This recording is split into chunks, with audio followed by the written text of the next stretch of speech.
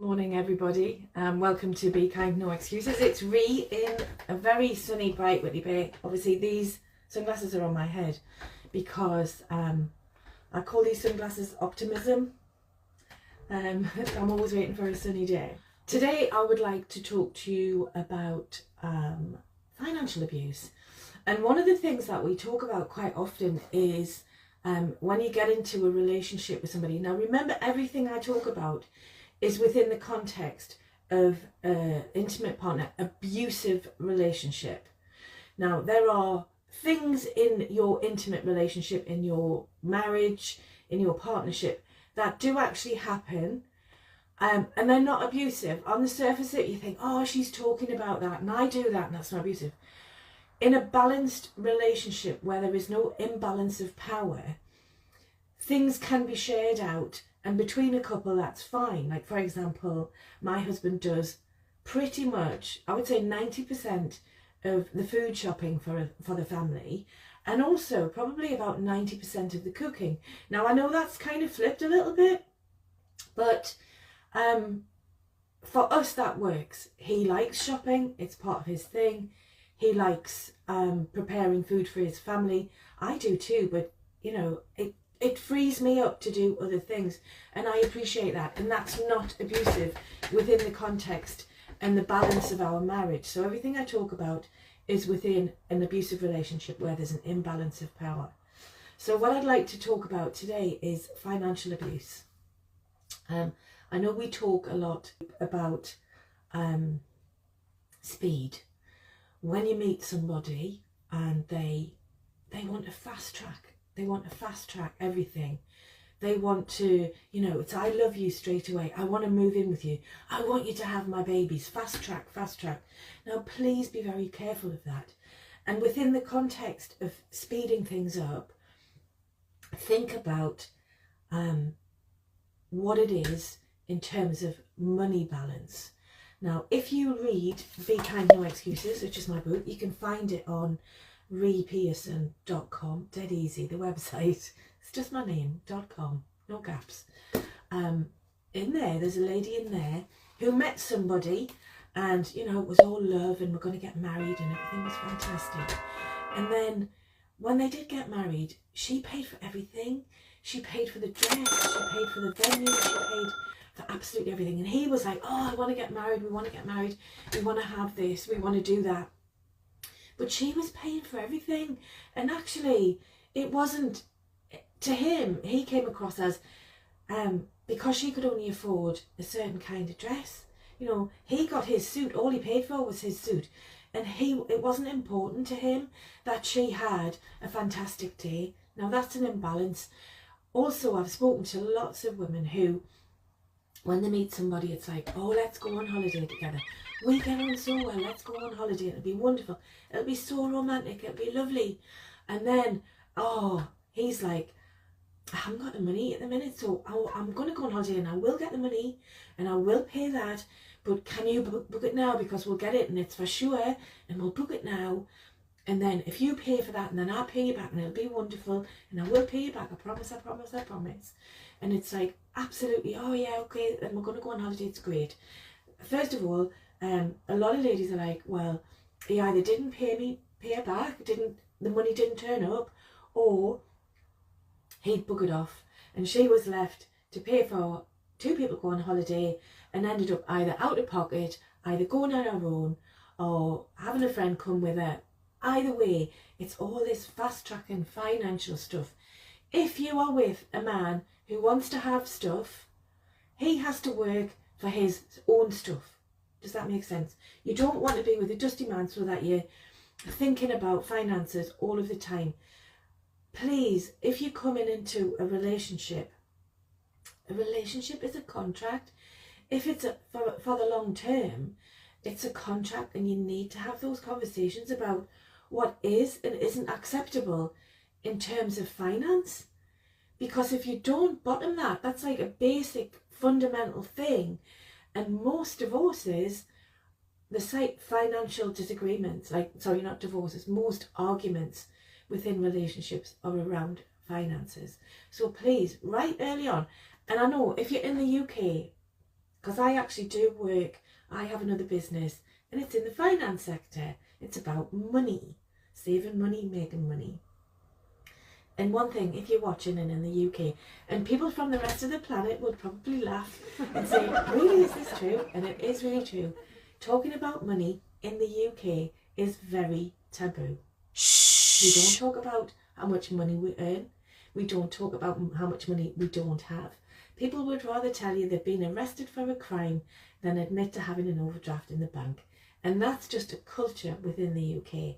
But it's something we're going to have to overcome, because it's really important that when you are in a relationship with somebody where finances are going to be a thing, you need to make sure that your agreement around finances is bottomed before you get into that commitment stage with somebody. So don't let somebody talk you into taking out finances, buying a new car, unless they have the financial wherewithal, that's a long word, the financial backing to follow that up. Don't get into debt in a relationship if you haven't been in that relationship for some considerable time now.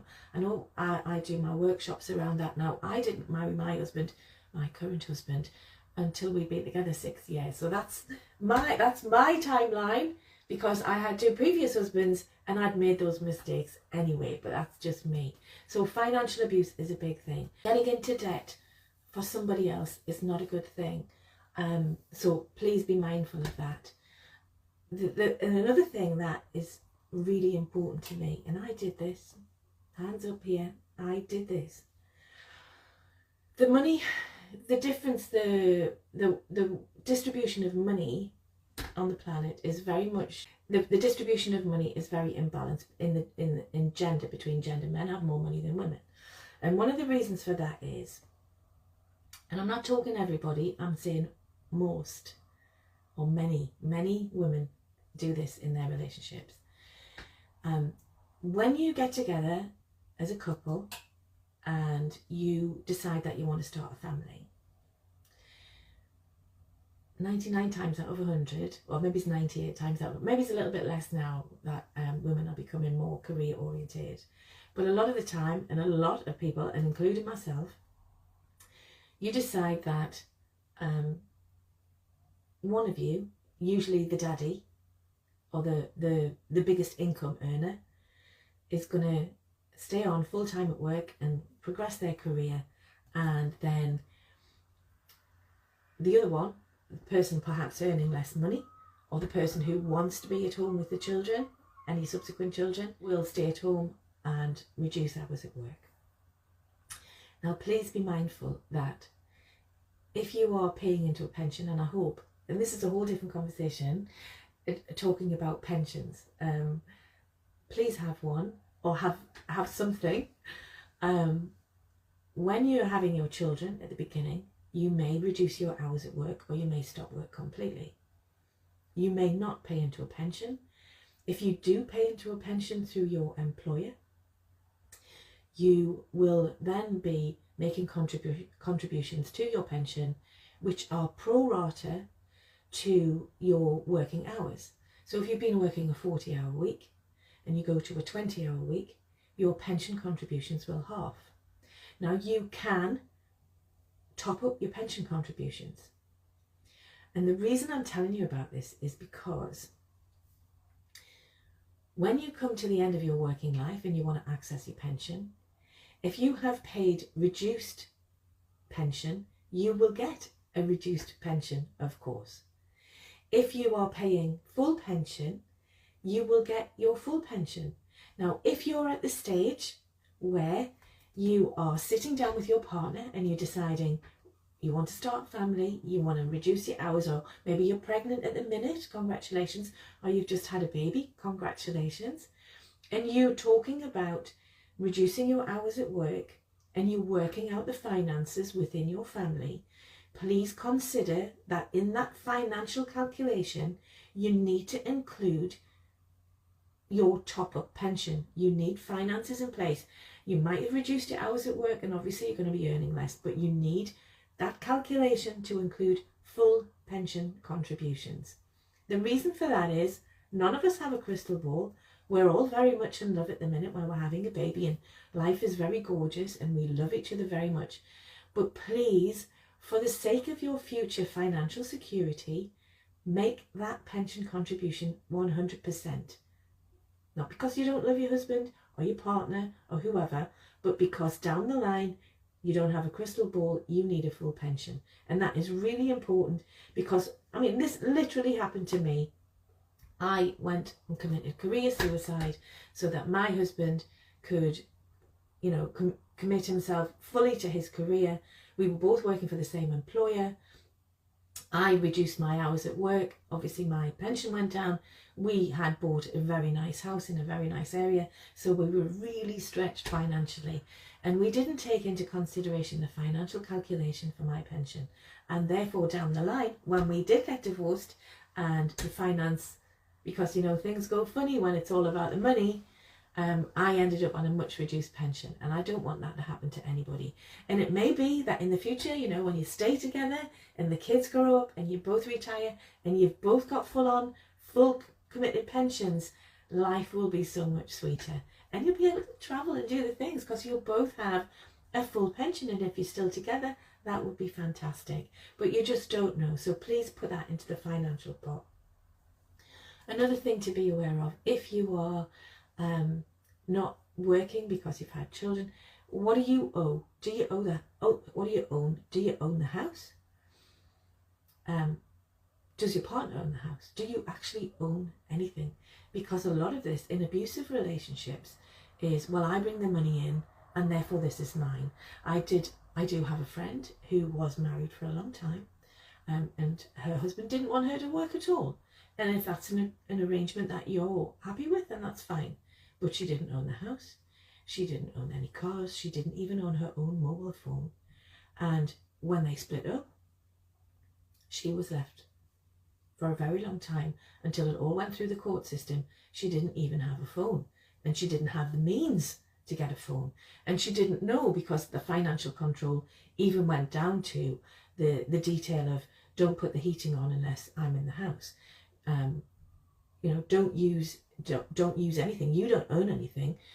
You don't earn anything. So don't be using the heating if you're in the house all day. Don't be doing this. You know, all the money is mine, and therefore the control is mine. So please be careful about that. Thank you for listening. For those of you who are interested, you can buy my book on repearson.com if you'd like to start from the beginning. It is a very emotive issue, so if anybody wants to get in touch, you can go on repearson.com and you can book a one-to-one, you know, a discovery call with me if you'd like to do that. But thank you for joining me today. It's been lovely, and I'll see you all soon. Take care.